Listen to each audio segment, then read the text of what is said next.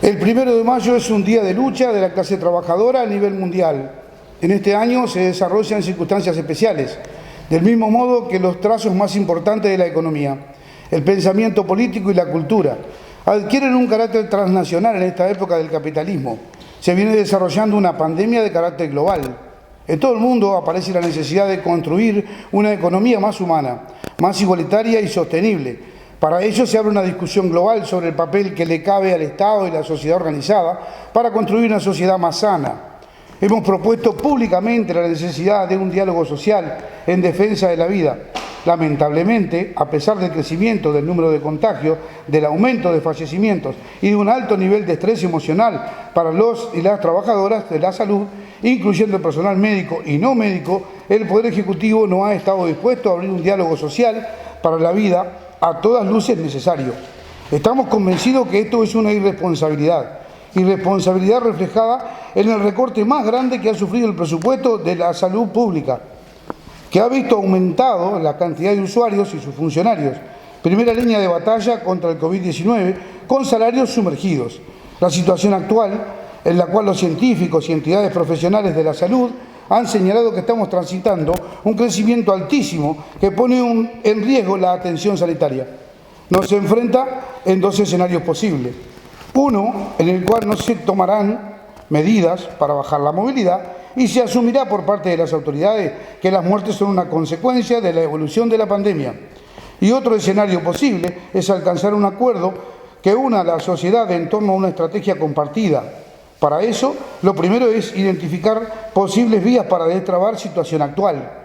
Nosotros nos inclinamos por la segunda opción, tal cual lo hemos promovido desde los primeros días en lo que nuestro país constató la emergencia sanitaria y sus consecuencias sociales y económicas. El Gobierno ha fracasado en su objetivo de blindar abril, como forma de atenuar los efectos del crecimiento exponencial de la pandemia. La causa del fracaso es el dogmatismo, el no reconocer que la reducción de la movilidad supone respuesta del Estado para que la gente no se vea afectada y no quede desamparada. Se precisan medidas compensatorias, presencia del Estado. Desde el primer momento propusimos un conjunto de ellas con un amplio espectro de organizaciones sociales en el marco de la intersocial, una plataforma integrada de medidas entre las que figuran el ingreso básico de emergencia, canastas y servicios básicos. Para los más necesitados. Pero la crisis sanitaria y económico-social no puede verse solamente desde la emergencia. Probablemente pasarán muchos años para que como sociedad nos podamos recuperar de los efectos de mediano y largo plazo que dejará en el plano de la salud, el trabajo, la educación, la salud mental y las brechas de desigualdad que esta trae aparejada. Es necesario, es urgente que se adopten medidas que permitan priorizar el trabajo de los uruguayos.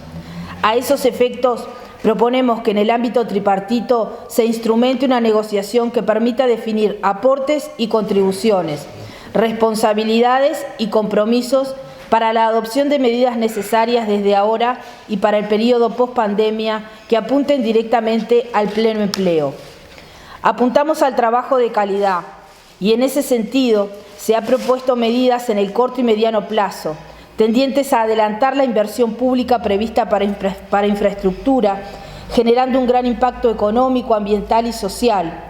La implementación de un plan de compras públicas para el desarrollo de proveedores nacionales, que implica la generación de empleo y la dinamización de la economía. En materia educativa, es fundamental adoptar medidas que permitan abordar los aspectos de la brecha educativa que la pandemia exacerbó.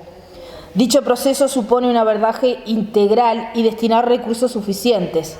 No nos podemos olvidar que hoy 15 profesores de San José de larga e intachable trayectoria están injustamente separados de sus cargos con retención de haberes por haber participado de la campaña No a la Reforma.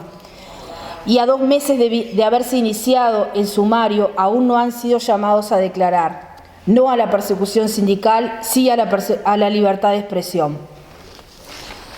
El compromiso del movimiento sindical con la lucha por los derechos humanos es un compromiso de principios. Saludamos la adhesión de familiares a las actividades realizadas en el día de hoy, sumándose a la recolección de firmas y nos adherimos a las medidas planteadas para el próximo 20 de mayo. Memoria, verdad y justicia. Nunca más terrorismo de Estado. El contexto de pandemia, con su correlato en una crisis social y sanitaria que estamos viviendo, es inconcebible que se esté desmantelando el sistema de cuidados y sus servicios. El cierre de los centros de educación debería de haberse implementado con un fortalecimiento de redes y dispositivos de cuidados no tradicionales para que estas tareas básicas para la supervivencia y la reproducción social no sobrecarguen a las familias y en especial a las mujeres. Este desmantelamiento implica una pérdida de fuentes de empleos directos y un desmejoramiento muy importante de las condiciones de empleo de quienes aún no lo mantienen. Las trabajadoras del sistema de cuidado son mayoritariamente mujeres que están en contacto directo con población vulnerable. A la fecha, las compañeras no cuentan con protocolos ni han sido priorizadas en el plan de vacunación. Una vez más nos preguntamos, ¿quién cuida a las que cuidan? Primero la salud, primero el trabajo, también las trabajadoras del sistema de cuidados. Los recortes y la falta de compromiso y respuestas por parte del Gobierno nacional ha generado un Estado ausente que no garantiza derechos humanos fundamentales para las personas en situación de discapacidad, como son la vida, el trabajo, la salud, la educación, vivienda y sistemas de cuidados, donde diariamente se pierden derechos que atentan contra la dignidad. Exigimos que se garantice una renta básica incondicional y permanente para personas en situación de discapacidad, que permita el fortalecimiento de la autonomía como pilar fundamental para un desarrollo humano, digno y de supervivencia. Reivindicamos el rol fundamentalmente social de nuestras empresas públicas, abrigo de los más desamparados y garantía de igualdad y justicia social para la ciudadanía. En materia de seguridad social, entendemos que el proceso tal cual está planteado supone un ajuste contra el trabajo. Se necesita una reforma de la seguridad social, pero muy distinta a la que plantea el Poder Ejecutivo. Es necesario un modelo de seguridad social sin AFAP, solidaria, intergeneracional, sin fines de lucro, universal, analizando la seguridad social en línea con los ejos fiscales que existen en este país. En nuestro departamento hoy no hay propuestas claras de generación de empleo genuino y los trabajadores en muchos casos carecen de las condiciones que los protocolos sanitarios establecen para salvaguardar su salud. Exigimos una presencia activa y permanente de las autoridades departamentales en el cumplimiento de los protocolos sanitarios en los lugares de trabajo. Es necesario tomar medidas en cuanto a los aforos en la empresa de transporte que aseguren que cada trabajador pueda llegar a su lugar de trabajo y pueda regresar a su hogar al final de su jornada. Es necesario también que se lleven a cabo controles sanitarios en las obras ferroviarias, donde no hay insumos para controlar la propagación del virus y donde los obreros son trasladados en combis sin el distanciamiento requerido. Nuestros trabajadores rurales siguen teniendo pendientes y postergaciones sin posibilidad de negociación debido al retiro de las partes empresariales de la misma y se encuentran en primer lugar cuando de siniestralidad se trata. La campaña de recolección de firmas que venimos desarrollando dejó claro que la sociedad no conoce los contenidos de la ley de urgente consideración. El proceso de recolección de firmas ha adquirido un carácter informativo que supone al mismo tiempo habilitar un mecanismo de democracia directa para que la sociedad se pronuncie. Entendemos que el formato de urgente consideración, previsto como mecanismo excepcional, fue utilizado para aprobar una ley ómnibus que integra varias leyes en el contenido.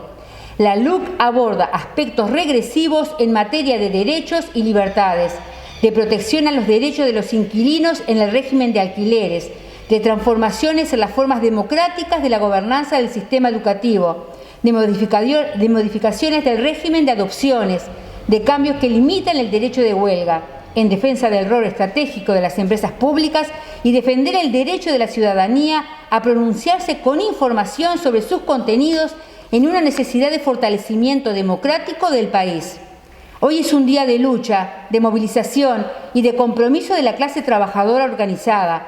Tenemos como objetivo alcanzar el 25% de las voluntades para refrendar una ley injusta y antipopular, que representa un retroceso en nuestras conquistas y un desconocimiento de la voluntad popular que se ha manifestado en contra de normas regresivas, autoritarias y criminalizan la pobreza. Primero la vida, primero el trabajo. ¡Viva el 1 de mayo!